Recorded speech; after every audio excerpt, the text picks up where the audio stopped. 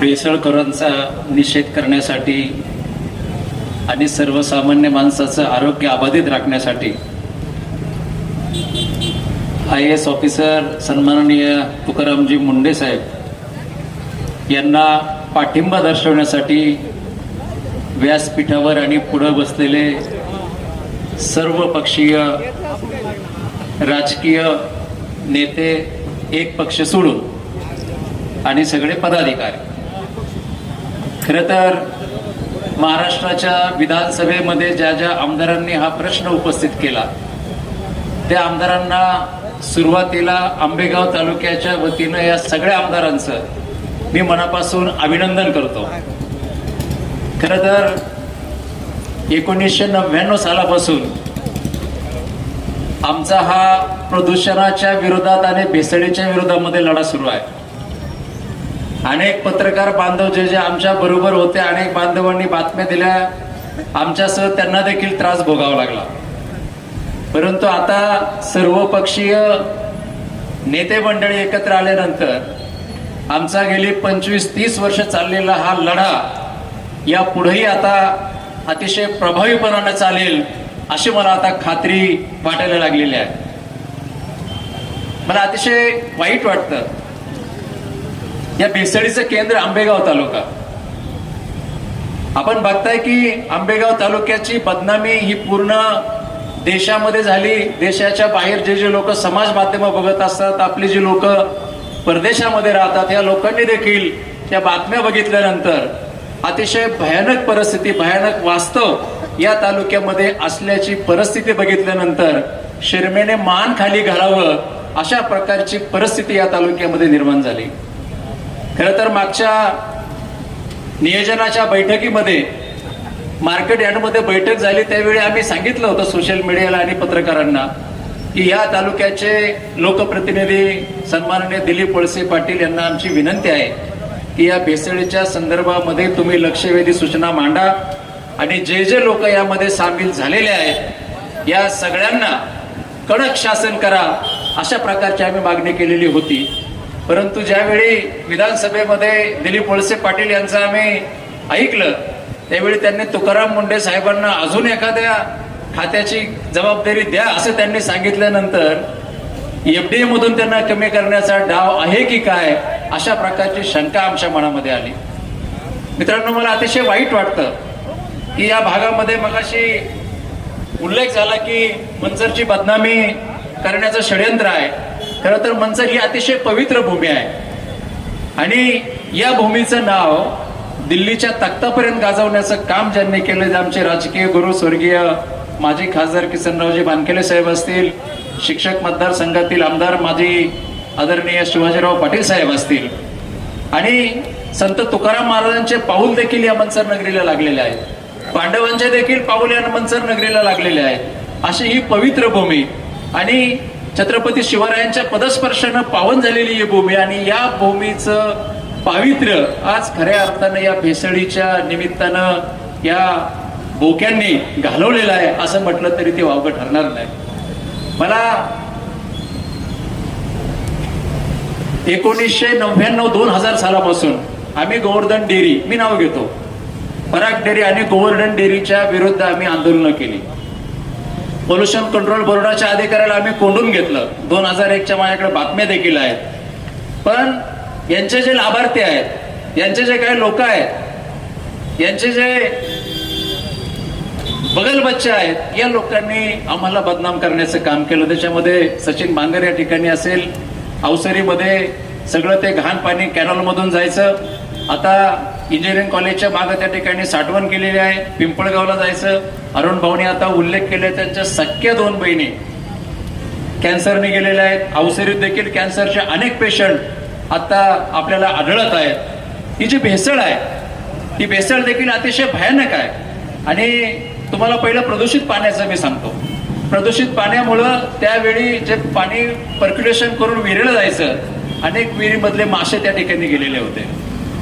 अनेक लोकांना दुर्धर अशा प्रकारचे आजार झालेले होते. पूर्वी आपण वड्याला आळं करून किंवा झरा करून पाणी प्यायचं, नदीला झरा करून पाणी प्यायचं. परंतु आता कोणत्याही विहिरीचं पाणी हे पिण्यालायक राहिलेलं नाही.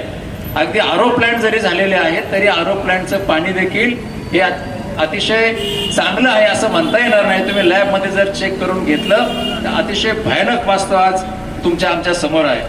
खरं तरी भेसळीचं केंद्र जे झालं आणि भेसळीमध्ये काय काय वापरतात हे बघितल्यानंतर अतिशय अंगावर काटे येतात, वेदना होतात माणसाला.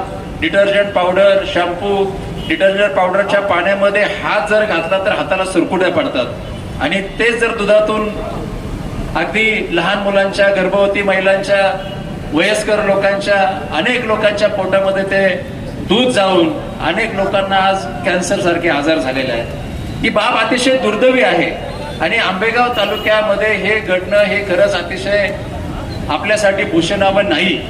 खरं तर या गोष्टी दिलीप वळसे पाटील यांच्यापर्यंत गेले असतील. ते गृहमंत्री होते, पोलीस खातं त्यांच्या अंडर होतं. ज्या ज्या या भागामध्ये ज्या ज्या गोष्टी घडतात त्या गोष्टी गृहमंत्र्यापर्यंत जातात कारण पोलीस सक्षम असतात. परंतु त्यांनी याच्याकडे दुर्लक्ष केलं किंवा त्यांना माहित नाही याबद्दल आता आपल्याला ठोस सांगता येणार नाही. परंतु त्यांना माहीतच नाही असं देखील म्हणणं आता उचित होणार नाही. त्यामुळं वळसे पाटलांनी देखील आंबेगाव तालुक्यातील जनतेचा खरं तर तळतळाट घेतलेला आहे. मी जबाबदारीने बोलतो.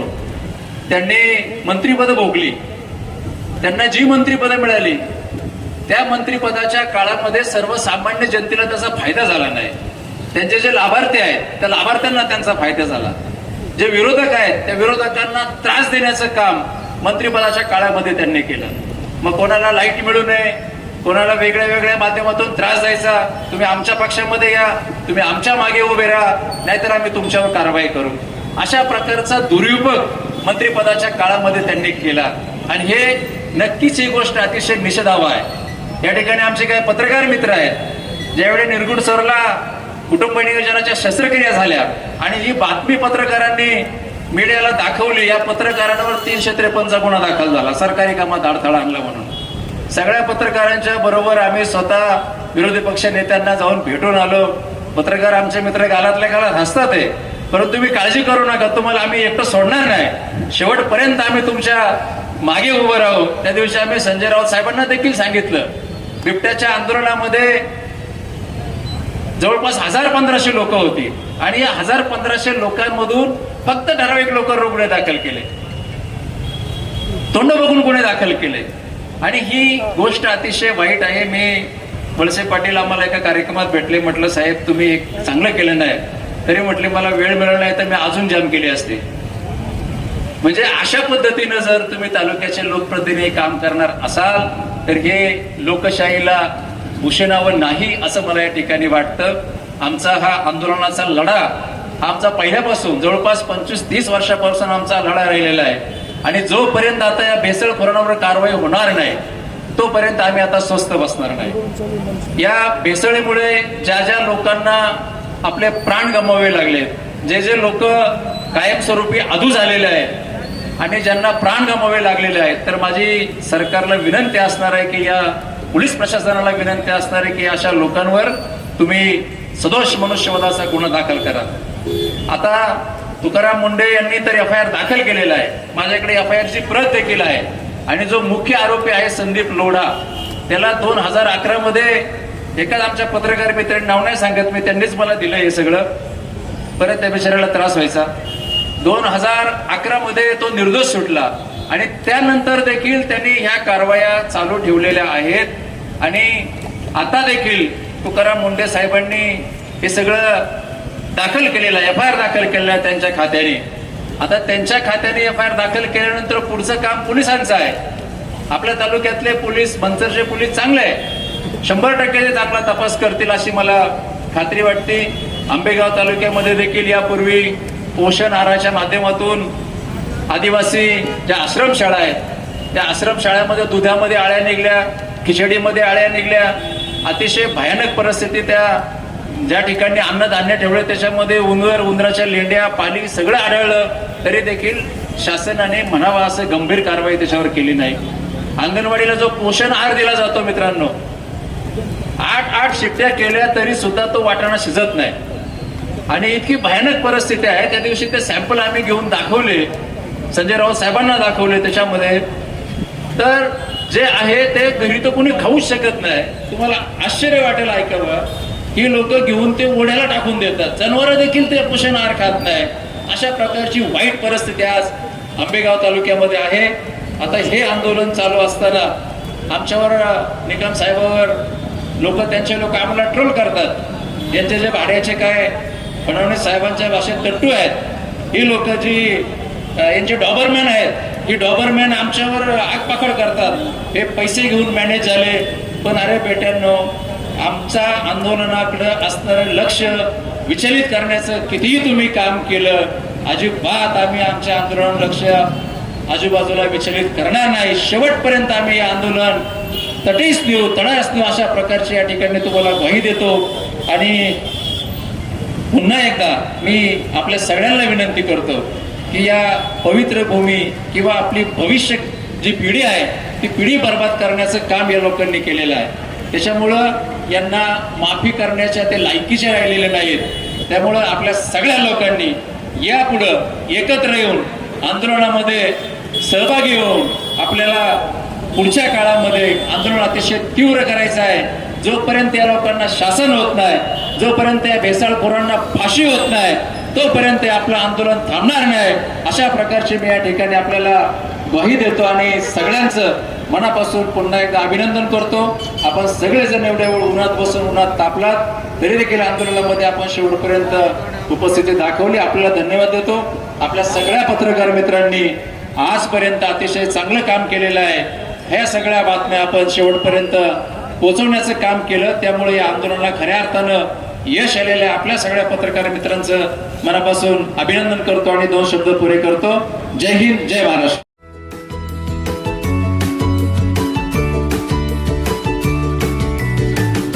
बातम्या शेतीच्या, बातम्या मातीच्या, बातम्या अन्यायाच्या, गुन्हेगारीच्या,